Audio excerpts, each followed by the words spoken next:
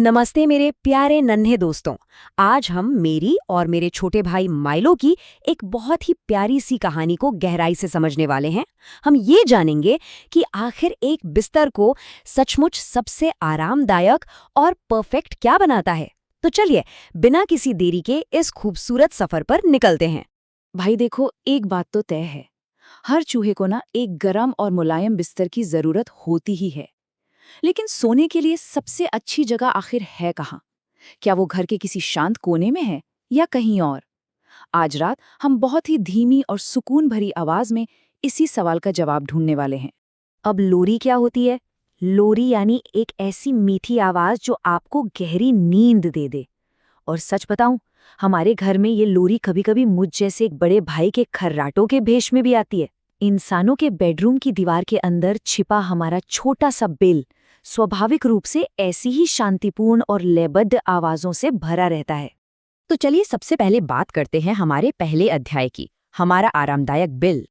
अगर हम ध्यान देना तो बाहर इंसानों का कमरा रात में एकदम शांत रहता है, लेकिन वहीं दूसरी तरफ दीवार के अंदर हमारा जो छोटा सा बिल है, जो सबसे मुलायम रेशमी ऊन से बना है, वहां मजेदार चद्दर चीज के सपने और मेरी थोड़ी अजीब सी सोते वक्त की आवाजें गूंजती हैं।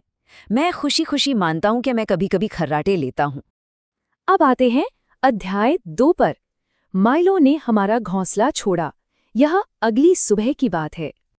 तो हुआ कुछ यूं कि सुबह सुबह टोस्ट किए हुए ब्रेड क्रम्स खाते वक्त माइलो ने अचानक एक बड़ी घोषणा कर दी। उसने कहा, देखो, अब वक्त आ गया है कि मैं अपना खुद का बिल ढूंढूं। आखिरकार मैं अब बड़ा हो गया हूं। बड़ा भाई होने के नाते मैं भी थोड़ा मुस्कुरा दिया और वादा किया कि यहाँ उसका बिस्तर हमेशा उसका ही रहेगा। एक प्यारे से गले मिलने के बाद माइलो निकल पड़ा बेडरूम के कालीन पर वहां ना एक 4-5 साल के बच्चे के खिलौने यहाँ वहां बिखरे हुए थे। सोचिए, उन बड़े बड़े रंगीन ब्लॉक्स और चमचमाती गाड़ियों के बीच से अपने छोटे छोटे पंजों की आहट के साथ बचकर निकलना एक छोटे से चूहे के लिए बिल्कुल एक भूल भुलैया जैसा ही था। और यहीं से शुरू होता है अध्याय 3, एक बहुत ही शोरगुल वाला घर।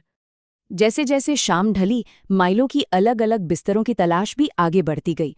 शाम के 7 बजे वो लिविंग रूम में एक पंखों वाले बिस्तर पर था, 8 बजे किचन के पेपर टॉवल वाले बिस्तर पर, और रात 9 बजे तक वो ऊपर बाथरूम में रुई के गोलों वाले बिस्तर पर सोने की कोशिश कर रहा था।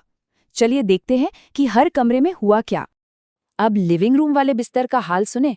सोफे के कुशन से मिले पंखों का वो बिस्तर था तो बहुत मुलायम, पर वहां इंसानों के टीवी की तेज रोशनी, बहुत सारी आवाजें और संगीत का भारी शोर था।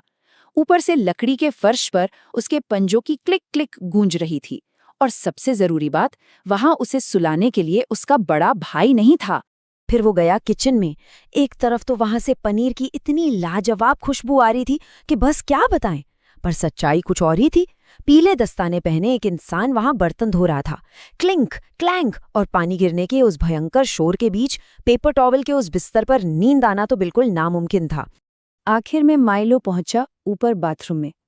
वहां का रुई का बिस्तर, अंधेरा और शांति एकदम परफेक्ट लग रही थी। पर तभी अचानक से शोर शुरू हो गया। एक झरने जैसा शावर चल पड़ा। शीशे पर भाप जम गई। वो पानी की आवाज सुकून देने वाली तो थी, लेकिन एक छोटे से चूहे के लिए वो बहुत ही ज्यादा तेज थी। तो अब चलते हैं अध्याय 4 की तरफ।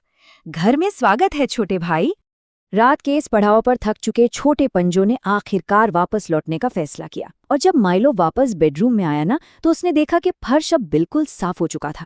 वो सारे खिलौने अब अपनी जगह पर रखे हुए थे। उस मुलायम कालीन पर सीधा चलना अब कितना आसान था। अंधेरे में भी उसे अपना रास्ता ढूंढने में कोई परेशानी नहीं हुई।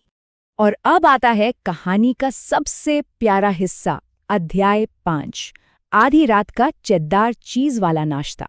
सोचिए, जब मैं उठा और मैंने देखा कि मेरा छोटा भाई घर वापस आ गया है, तो मेरी खुशी का ठिकाना नहीं था। मैंने मुस्कुराते हुए उसका स्वागत किया और जल्दी से उसके लिए आधी रात का एक बढ़िया सा चीज सैंडविच बनाया। खाते खाते उसने मुझे पूरे घर के अपने साहसिक सफर के किस्से सुनाए, और फिर मैंने अपने छोटे भाई को उसके मुलायम रेशमी बिस्तर पर प्यार से सुला दिया। कहानी का आखिरी अध्याय, अध्याय 6, घर का सुकून। इस लंबी रात के बाद माइलो को एक बात समझ आ गई थी। उसे लगा कि हाँ, ये इंसानों का घर बहुत बड़ा है, पर ये खोजबीन करना, ये घूमना फिरना केवल दिन के लिए ही ठीक है।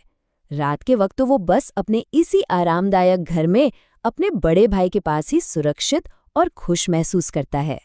तो अगर हम आज के इस पूरी कहानी को ध्यान से देखें तो एक तरफ वो बड़ा सा इंसानों का घर है जहां चमकते टीवी, खटखटे बर्तन और बहते हुए शावर का शोर है, और दूसरी तरफ हमारा छोटा सा प्यारा बिल है जहां अंधेरा है, शांति है, पहचानी हुई चीज की खुशबू है, और हाँ, बड़े भाई के खर्राटों की वो सुकून देने वाली लोरी भी है।